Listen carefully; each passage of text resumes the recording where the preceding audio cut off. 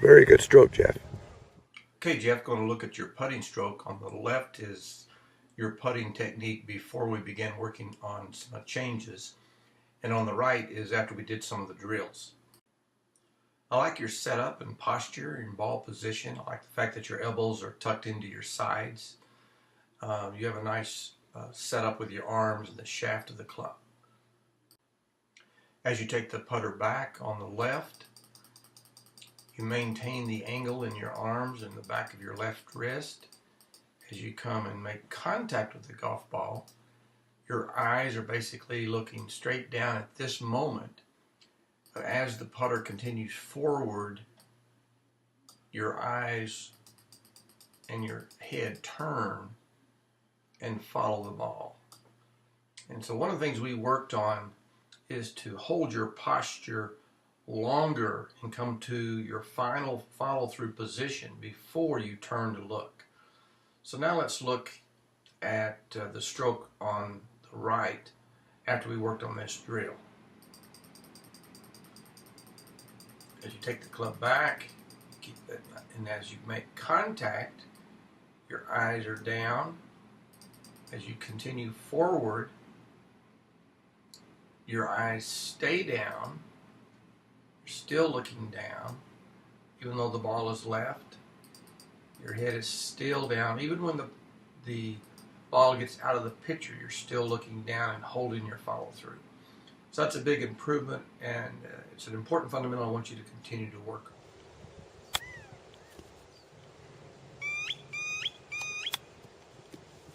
To see carbon copies of every swing when it comes to the finish.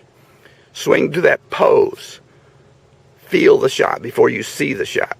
All right, go ahead and hit some now. And hold that finish for me. And just for a moment or two.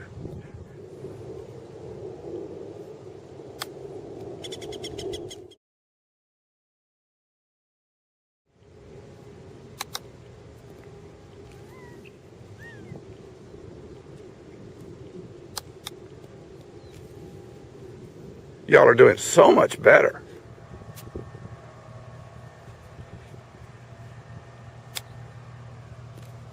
Good. Good. Very consistent. It's like shooting free throws now, Jeff. You're just shooting free throws now, one right after the other. Now, Jeff, we're going to look at your chipping and pitching technique. On the left was the first little short shot, and this was before we made any adjustments in your technique.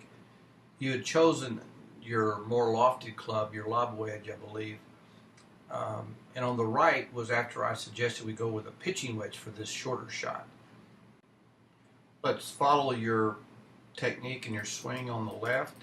So you take it back, you keep your body still. Your club gets back, stops about parallel with the ground, maybe a little bit higher. So when you use a lob wedge, it requires a little bit longer swing, which creates a little bit more complexity. It's a little bit more difficult to be consistent with a bigger swing than a smaller swing. As we take the club back with your pitching wedge to achieve the same distance, you can see where your distance of the club is here versus here. So you didn't get to parallel on the swing on the right because you're using a less lofted club. So your swing becomes a little bit easier to be consistent with. As you come down on the left and make contact, I like the fact that your hands are in front of the golf ball here. That's very good. Then as you come forward, keep your head down real well. You have good technique there, I think, and some of that may have come from the drills you were doing with the putting. So that looks very good. On the right, as you come down, again, you have good hands in front of the ball, so you have that shaft leaning. And as you continue forward, we worked on holding your eyes a little bit closer, keeping your head down through the shot and not turning to look. You have a very good finish there. Both arms are very straight, and I really like that position right there. One of the other things that we did adjust, it's a small adjustment, but I want you to continue to work on it, is on the right I had your feet a little bit closer together than on the left. So one of the things that you want to adopt in your technique on the short game, these chip and pitch shots, is have your feet a little bit closer together so you can have your weight on your left side, and then accelerate through the chip, having your hands forward, and hold your finish just a moment or two before you turn and look at the result. You did really good in this part of the shot.